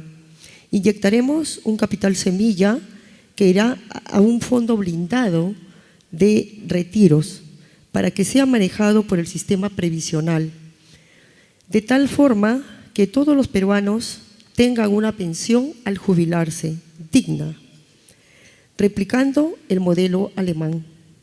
Nuestra propuesta, que va a permitir que el nuevo sistema de pensiones genere beneficios adicionales para la población objetivo, tales como protección inmediata en caso de invalidez, fallecimiento, posibilidad de ahorrar e invertir de forma fiscalmente eficiente y finalmente fomentar el desarrollo económico a través de la inversión de los fondos de pensiones. Para este último, buscaremos pues reconstruir nuestro mercado de capital local. Muy bien, ya vamos llegando a la recta final de la participación de ustedes. Yo les quiero agradecer. Lo decía Juan Carlos Zureta muy bien, ¿no? Con relación a las cifras, crecimiento 3% sostenido, pero no falta quien dice podríamos estar mejor, podríamos haber crecido más, porque hay ciertas variables que se han dado además de la inestabilidad política que siempre son motivo de análisis, ¿no? En distintos foros o entrevistas en las que nosotros como medios de comunicación también planteamos, ¿no? Hablamos de la informalidad, lo han mencionado, me parece hasta ahora todos. Antes de pandemia nos sorprendíamos por el porcentaje que teníamos, hoy es más del 70%. Entonces, ¿cómo podemos hacer para alinear o cómo van a hacer ustedes como partidos políticos para alinear justamente esta brecha que hay reducimos la informalidad, pero tenemos que crecer como país. Crecimiento económico versus informalidad. Quería empezar con usted, Jaime Delgado. Gracias. Cuando nosotros ponemos exigencias absurdas en la gestión pública, obviamente la gente o mucha gente prefiere no existir. Cuando uno va a abrir un local comercial, una bodeguita o una cafetería en una municipalidad y la municipalidad le dice, entre otros requisitos, preséntame un plano de ubicación de tu local firmado por arquitecto. Uy, por favor, pero si tú eres la municipalidad, ¿cómo me vas a decir que presente eso? Ese tipo de cosas existen. Yo he sido uno de los impulsores del tema de simplificación administrativa durante muchísimos años. No sé si recordarán, antes ustedes que son muy viajeros, pagábamos $100 por el pasaporte, ¿recuerdan? ¿Recuerdan cuando Fujimori aprobó un impuesto de solidaridad en favor de la niñez desamparada y nos clavaban $60 de impuesto a la obtención del pasaporte? Bueno, yo logré, luego de un juicio de 5 años, litigué con 3 gobiernos para que el pasaporte cueste lo que hoy cuesta, que son $20 y tantos. ¿Por qué? Porque hay un principio tributario que se llama la tasa. Es el pago que se tiene que hacer por la contraprestación de un servicio que nos da la administración pública y que no puede superar el costo de producción. Y sin embargo aquí la administración pública nos saca plata por donde sea, violentando el principio tributario de lo que es una tasa. Entonces la informalidad comienza con ese tipo de situaciones, pero también comienza por el incumplimiento de normas básicas de protección al consumidor. A ver, yo estuve hace poco en Cusco, me compré una chalina de alpaca, decía alpaca, calidad de exportación. Le pasé el encendedor, vean mi TikTok, Jaime Delgado Oficial. Le pasé el encendedor y se derritió como un plástico. Dice calidad de exportación. O sea, eso es lo que tenemos en el país. Esa es una informalidad que está impactando. ¿Y dónde están las autoridades? No existen, amigo, no existen. Entonces, cuando vienen los empresarios formales y tienen que competir con una industria que no cumple nada, ¿qué terminan haciendo? Se bajan al mismo plano. Esa es una cruda realidad. Por eso yo fui el impulsor de la creación del Sistema Nacional de Calidad. Yo propuse la creación del INACAL, pero lamentablemente tampoco está jugando un rol importante.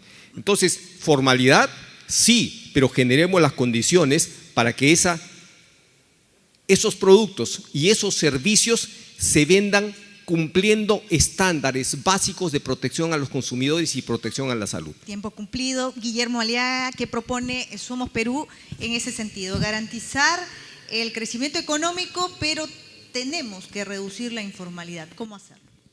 Bueno, yo creo que y Somos Perú va a poner tal vez el dedo en la llaga. Uno de los principales problemas que tiene el Perú es la corrupción. Y no hablamos únicamente de la corrupción de los 25.000 millones de soles que se pierden según la Contraloría General de la República en actos de corrupción. Vamos a una cifra concreta. 11.500 millones de dólares se pierden en oro ilegal. Estuve hace poco dando una ponencia en Bolivia, en La Paz, y ellos se jactaban, nuestros hermanos bolivianos, de que su incremento de exportaciones de oro había sido bastante fructífero. La única pregunta que se cayó de Maduro fue: ¿y cuántas minas nuevas de oro han abierto? Ninguna. Y Perú pierde más de 104 toneladas de oro que no tributan en el Perú, producto de una informalidad creciente. ¿Qué significa? Que el oro peruano está saliendo por desaguadero. Si hablamos de temas de corrupción, tratemos de hablar directamente de los responsables que han estado permitiendo que se esté yendo el oro peruano hacia el hermano país de Bolivia, y se están dejando de financiar proyectos de carácter social. De la misma manera, Somos Perú considera de que si no ponemos una autoridad fiscalizadora en minería pequeña y minería artesanal, vamos a seguir siendo como el perro que sigue buscando la cola de manera indefinida. Finalmente, nosotros creemos que sí debe haber una estabilidad jurídica. No consideramos, por ejemplo, que el sistema del Reinfo tenga que perpetuarse. ¿Cómo vamos a atraer inversiones? Si es que el inversionista tiene 15 años pagando los derechos de vigencia y los derechos de penalidad por una concesión minera que está suministrando únicamente a los sujetos en proceso de formalización por más de 20 años que no se quieren sentar en una mesa a poder debatir cuánto es la regalía que tienen que pagar a favor del formal. Ese tema Somos Perú lo va a abordar. Gracias. Muy bien, ¿cuál es la propuesta, Tania Rodas, desde Alianza para el Progreso? La corrupción, la informalidad, la inseguridad y la norma burocrática que tiene nuestro país. Frente a la pregunta planteada, Albina, nosotros desde Alianza para el Progreso proponemos la reforma tributaria con un enfoque progresivo, con una propuesta integral para formalizar y no asfixiar. ¿Esto en qué consiste? Que vamos a proponer un régimen tributario donde se eliminen los actuales regímenes especiales de renta y también respecto a la MIPE tributario, migrando sus contribuyentes hacia un régimen de tercera categoría, con tasas progresivas similar al modelo de renta personal, que va a permitir a las micro y pequeñas empresas tributar en función de su utilidad operativa, y no solo sobre ingresos, ¿no?, sino como ocurre y permanentemente con vigilancia. Régimen simplificado también proponemos para la formalización.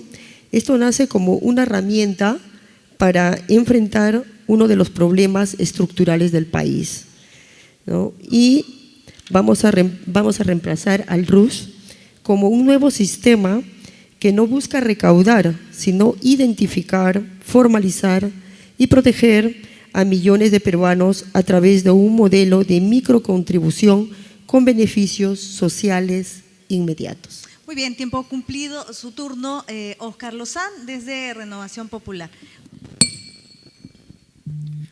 Bueno, estamos llegando a la parte final.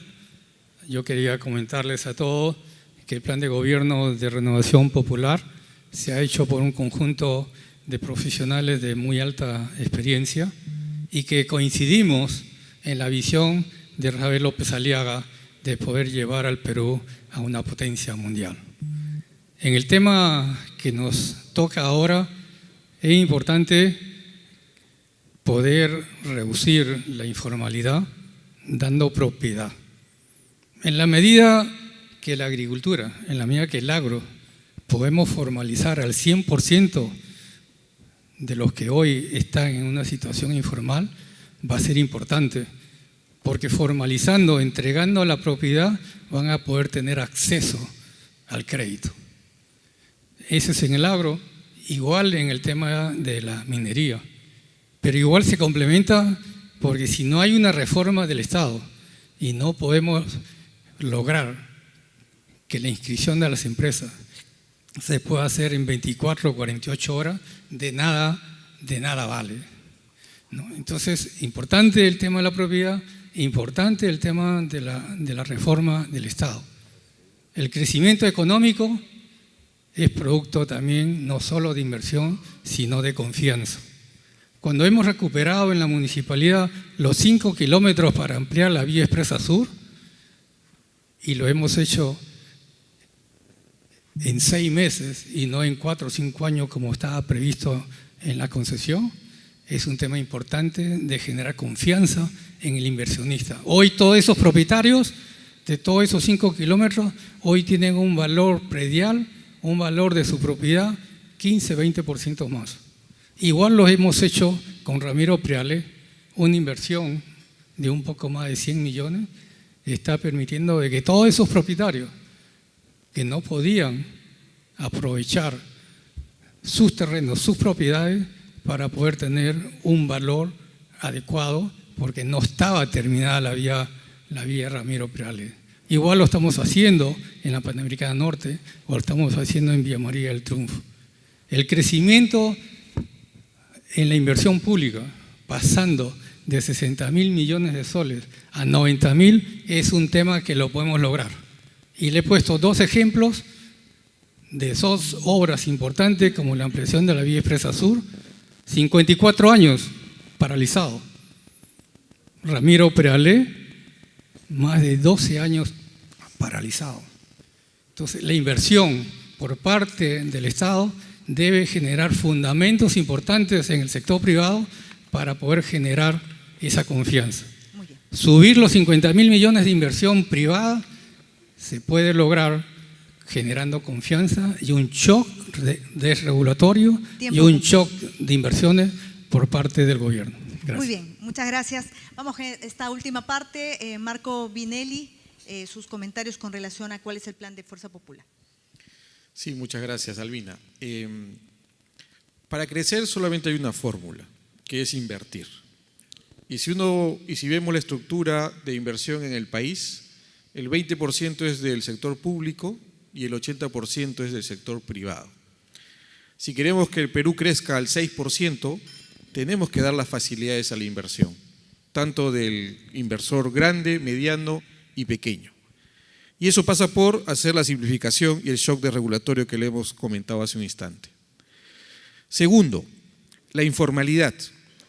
Hoy día el emprendedor tiene miedo de ir a una institución pública para hacer sus trámites. Si sumamos el trámite de SUNAR, de SUNAT y de licencia municipal, se tienen que llenar como 100 hojas de formulario y de manera presencial en muchos de los casos. Y si le agrego Indecopi porque quiere generar una marca, tengo que agregarle otros 10 formularios más. Todo eso hay que simplificarlo. Hoy día la tecnología nos permite hacer todo eso en línea y hacerlo muchísimo más rápido. Para formalizar se demoran 4 meses los emprendedores el día de hoy, cuando en otros países demora 7 días o mucho menos todavía.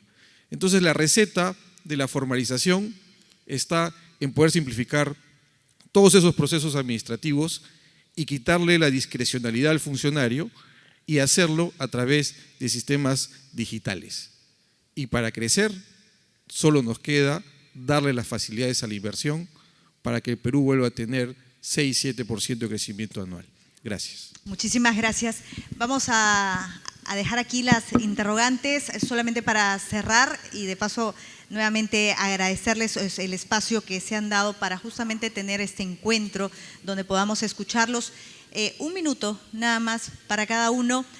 Recordar que no es esta la franja electoral, así que solo es para que puedan hacer algún comentario que crean que quedó pendiente, de repente cuestionar o criticar el plan de gobierno, decir por qué su plan de gobierno está mejor que el de su contrincante político. Empiezo con usted, Jaime Delgado, 1 minuto. Sí, cemento es bueno, desarrollo económico es bueno, pero proteger la salud también. Yo no sé si la piña que hemos comido hoy día en el desayuno tiene agroquímicos. Fíjense, el Perú exporta 14.000 millones de dólares en frutas, orgullo nacional, y todo lo que se exporta en óptimas condiciones, cumpliendo todos los estándares. Sin embargo, el 50% de frutas y verduras que consumimos todos los días, incluido el desayuno de hoy día probablemente, está lleno de agroquímicos. No lo digo yo, que hemos hecho 5 monitoreos con laboratorios acreditados a nivel internacional. Lo dice SENASA desde hace 11 años. ¿Quién controla eso? ¿Quién debe controlar? Las municipalidades, los gobiernos locales. ¿Alguna vez lo hacen? Nunca. Hay un descuido absoluto por la salud de la gente y esa es una prioridad. Así que si queremos cuidar la salud de ustedes y de sus hijos, marquen los 5 cascos de Ahora Nación. Gracias. Gracias. Marco Vinelli, por favor, 1 minuto. Sí, yo solo quiero mencionar brevemente, ya lo hicimos en la década de los 90. Transformamos este país con el ingeniero Alberto Fujimori. Hoy día, con Keiko Fujimori, tenemos un equipo que mezcla experiencia y juventud y sabe cómo sacar adelante este país. Y solo tengo 2 palabras para ustedes: orden y estabilidad, para que el Perú crezca. Muchas gracias. Muchísimas gracias. El turno ahora Don Óscar, de Renovación Popular, Óscar Lozano. Bueno, en esta parte final, lo que quería yo resumir es que lo que hemos propuesto en el plan de gobierno lo hemos hecho un conjunto de profesionales con una amplia experiencia.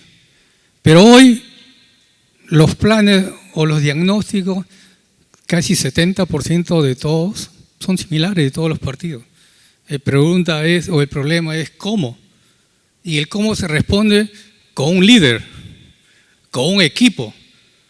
Y eso de ahí, si lo juntamos con la experiencia que ya lo hemos hecho, estoy seguro que vamos a dar los pasos importantes para llevar el Perú a ser potencia mundial, como lo hacemos o como hemos logrado en la agroindustria, como lo hemos logrado en la parte gastronómica, como lo hemos logrado en la minería.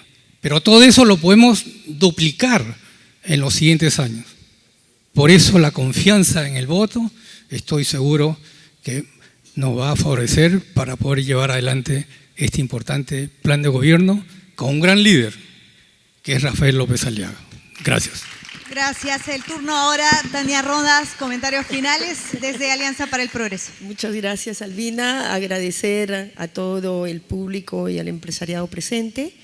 Nosotros, como Alianza para el Progreso, proponemos, como su mismo nombre lo dice, Alianza para el Progreso, porque el progreso de nuestro país no se puede lograr solamente por un solo partido político. Aquí todos tenemos que articular y poner el hombro para sacar a nuestro país donde se encuentra. Y para ello somos convencidos que ustedes forman parte de ese progreso, el empresariado. Porque las instituciones públicas hemos entendido a la fecha que tienen que reestructurarse casi todas. Y en el plan de gobierno que tiene Alianza para el Progreso, mediante 83 páginas, están detallados todo y que ustedes lo pueden ver a través de la internet o de la web. Ya no queremos más cosas corruptas. Por ello es importante reformular la ley de contrataciones del Estado. Por ello, de llegar nosotros a ser gobierno en conjunto con la Cámara Baja y Cámara Alta, vamos a proponer que todos los contratos públicos sean transmitidos vía web en vivo para que ustedes mismos fiscalicen. Proponemos también declarar en emergencia los servicios básicos, como son el agua, el alcantarillado, que hoy más de 10 millones de peruanos no tienen acceso al agua potable. Y por ende decimos, agua es vida y salud. Y lo más preciado que tiene el ser humano es su salud, porque sin salud no hay desarrollo. Entonces, desde aquí, su saludo, su respeto de César Acuña. Gracias, Albina, por invitarnos, igualmente a todos ustedes. Muchas gracias. Muchas gracias. Tania Rodas, de Alianza para el Progreso. Guillermo Aliaga, de Somos Perú, cerramos con usted. Bueno, muchas gracias. Voy a tratar de ser educado y a la vez políticamente correcto. Voy a dejar mi aspecto técnico de costado para así decir de que desde Somos Perú hemos hecho la tarea. Hemos revisado los otros planes de gobierno y sí, si me permiten hacer un cuestionamiento abiertamente y de la manera más educada, 24 páginas de plan de gobierno de Renovación Popular no dan solución al Perú. Así como tampoco decir de que cada 30 días se está muriendo una persona en la nueva vía expresa de Lima Sur por el hecho de que ha sido hecha sobre la marcha. Somos Perú es planificación que nos enseñó nuestro líder, don Alberto Andrade Carmona, que sí es considerado el mejor alcalde de Lima. Y desde el punto de vista de carácter político, Somos Perú no pone mano dura, pone mano firme, sobre la base de un pragmatismo, pero sobre la base de la planificación que nos ha dado el conocimiento de la descentralización, un proceso que por más de que no ha sido completo, es un proceso que le está dando la oportunidad a los hermanos del interior de poder autodeterminar su destino. Muchas gracias. Muchísimas gracias. Bueno, hasta aquí, este ha sido un espacio, seguramente van a haber más, seguramente quedan muchos temas sobre el tapete, pero nos tendremos que quedar ¿no? Hasta las 2 de la tarde, por lo menos, señor Ureta. Y eso no es posible. Yo les agradezco, ya sería desayuno, almuerzo. Yo les agradezco a todos por haber participado. Quería, por favor, si se pueden poner de pie para que todos lo vean. Ellos son los que están finalmente detrás de los planes de gobierno de las principales fuerzas políticas en nuestro país, que este 12 de abril, ¿no?, van a ver, ¿no?, cuánto apoyo o respaldo tienen de la población. Un fuerte aplauso, por favor, para ellos. Quería invitar a Pablo Leno, gerente general de Renta 4, para cerrar justamente este encuentro. Nuevamente agradecer su presencia, su participación a todos los panelistas. Juan Carlos Ureta, mucho gusto, un placer, presidente de Renta 4. Pablo, se queda usted. Muchísimas gracias, la verdad agradezco muchísimo a cada uno de los ponentes, creo que ha sido muy esclarecedor para todos nosotros, y también agradecer a todos ustedes. Hemos tenido un lleno absoluto, un triunfo, ahí hemos estado contando más de 400 personas, quiere decir que todos ustedes están comprometidos con lo que va a pasarnos y estamos acá justamente para eso. Muchísimas gracias también a Juan Carlos, que ha permitido que suceda esto, y recuerden, Renta 4, de ahorrista a inversionista. Hasta luego.